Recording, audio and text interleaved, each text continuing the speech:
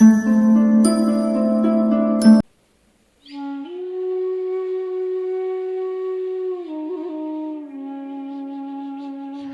આશ્ચર્યજનક કહ્યું કે સારા માણસોની ભગવાન પરીક્ષા વધારે લે છે, પણ સાથ ક્યારેય છોડતા નથી, અને ખરાબ માણસોને આપે છે વધારેમાં વધારે, પણ સાથ ક્યારેય આપતા નથી.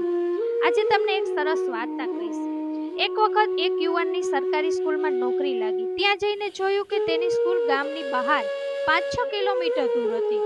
તેણે તે ગામડામાં મકાન ભાડે રાખ્યું. શરૂઆતમાં તેની પાસે પૈસા ન હતા.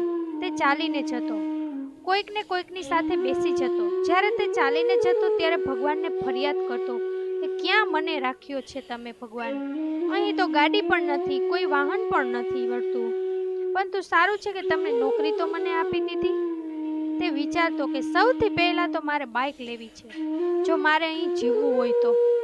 શરૂઆતમાં પગારમાંથી પૈસા બચાવીને બાઇક ખરીદી. બાઇક લઈને જવા લાગ્યો. તેણે બાઇક લીધી ત્યારે તે એક વાત ક્યારેય ન ભૂલ્યો. તેના શરૂઆતના દિવસો.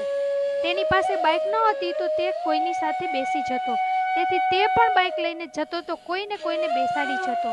આવતા જવા બંને વખતે તેની બાઇક ઉપર કોઈક ને કોઈક બેઠેલું જ હોય, ક્યારેક બાળકો, ક્યારેક વડીલો. હવે બધાને ખબર પડી ગઈ કે આ સાહેબ આપણને બેસાડશે, એટલે બધા તેની રાહ જોઈને ઊભા રહેતા.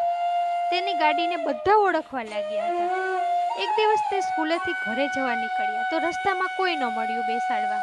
તો તે વિચારવા લાગ્યો કે આજે તો કોઈ નથી, કંઈ વાંધો નહીં, એમ કહીને તે રસ્તામાં જતો હતો. ત્યાં જ આગળ જતા એક માણસે તેને ઊભો રાખ્યો અને કહ્યું કે મને સામે ગામે જવું છે, બેસાડો. તો ગાડીમાં બેસાડી દીધો. તેણે કહ્યું કે ગામ સુધી છોડી દેજો મને.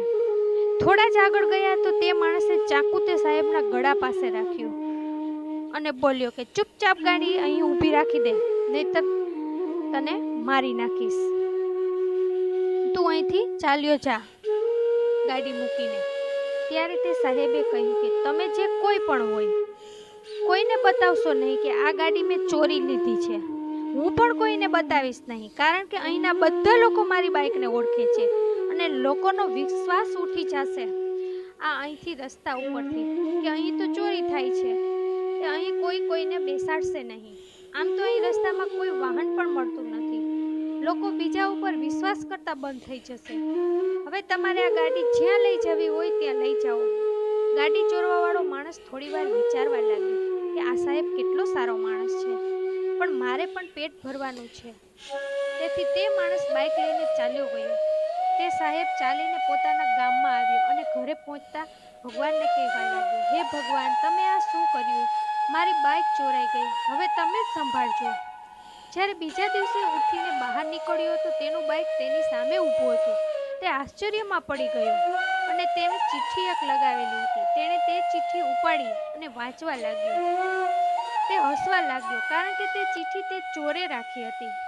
તે ચિઠ્ઠીમાં લખ્યું હતું કે સાહેબ, તમે જ તમારી બાઇક સંભાળો. આ ગાડી છે કે અમિતાભ બચ્ચન?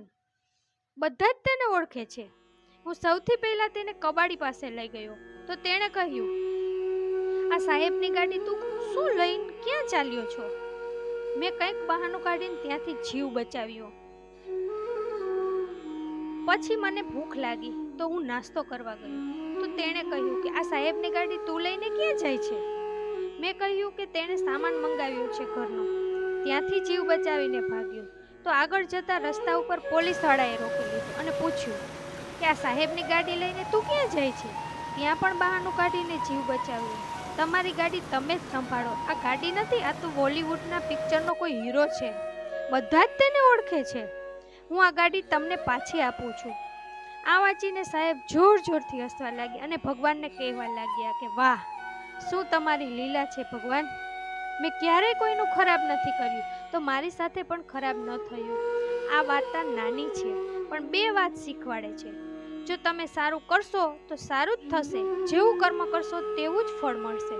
બીજી વાત, ભગવાન ઉપર ભરોસો રાખો, તે ક્યારેય તમારું ખરાબ થવા દેશે નહીં. જેવી રીતે કહ્યું કે તે માણસ સારા માણસોની પરીક્ષા વધારે લે છે, પણ સાથ ક્યારેય છોડતા નથી. ઉપરવાળાના આશીર્વાદની સાથે, આપણી સાચી મહેનતની સાથે અને આપણા પરિવારના પ્રેમની સાથે તે કરી અને બતાવો કે જે દુનિયા કરવા ઈચ્છે છે તમારા જેવું. કોઈએ સાચું જ કહ્યું છે કે પુસ્તક શીખવાડે તો ઊંઘ આવે છે, જ્યારે જિંદગી શીખવાડે તો ઊંઘ ઉડી જાય છે. ફરીથી મળીશું મિત્રો આવતા વિડીયોમાં. ત્યાં સુધી તમારું ધ્યાન રાખજો, હસતા રહેજો અને હંમેશા ખુશ રહેજો.